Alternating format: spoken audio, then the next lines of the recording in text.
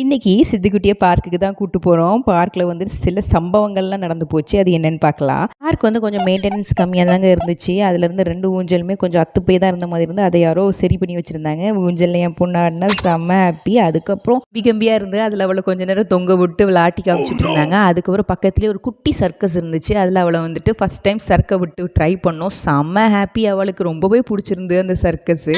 அதுக்கப்புறம் சண்டேனா எப்படி கிரிக்கெட் இல்லாமல் அவங்க அப்பா வந்துட்டு கிரிக்கெட் விளாட ஆரம்பிச்சிட்டாங்க. என் பொண்ணு என்ன கிரிக்கெட்டில் சேர்த்துக்கலன்னு என்கிட்ட கம்ப்ளைண்ட் வேறு. ஸோ அவளையும் கிரிக்கெட் விளாட நாங்கள் சேர்த்துக்கிட்டோம். ஆனால் பேட் சைஸ்லாம் இருந்ததுனால உள்ள கீழே விழுந்துருச்சு. லேட்டாக வந்தாலும் லேட்டஸ்ட்டாக வருவேன்னு சொல்லிட்டு என் ஃப்ரெண்டும் பார்க் வந்துட்டாங்க. ஸோ நானும் என் ஃப்ரெண்டும் அந்த மிஷின் துருவே பிடிச்சிருந்தாலும் எக்ஸசைஸ் பண்ணுவோங்கிற பேரில் எக்ஸசைஸ் பண்ணிகிட்டு இருந்தோம். அடுத்த சம்பவமாக ஸ்கிப்பிங் சேலஞ்ச் பண்ணலாம் அப்படின்னு சொல்லி தொடர்ந்து 10 ஸ்கிப்பு யார் வந்துட்டு விடாமல் பண்ணுறோம் அப்படின்னு சொல்லி சேலஞ்ச் பண்ணோம். ஃபஸ்ட்டு என் ஹஸ்பண்ட் என்னடான்னா 2 ட்ரெயிலே வந்துட்டு அவருக்கு ஒன்றை தாண்டி குதிக்க முடியல. அவர் கிவ் அப் பண்ணிட்டாரு. நெக்ஸ்ட் என் ஃப்ரெண்டு திவ்யா வந்துட்டு குதிச்சாங்க. அவங்களுக்கும் 2 தாண்ட முடியல. சரி இப்போ நம்மளாச்சும் ட்ரை பண்ணலாமேனா எனக்கும் 2 தாண்ட முடியலங்க. அதுக்கப்புறம் தான் எங்கள் சிங்கம் களம் இறங்கிச்சு.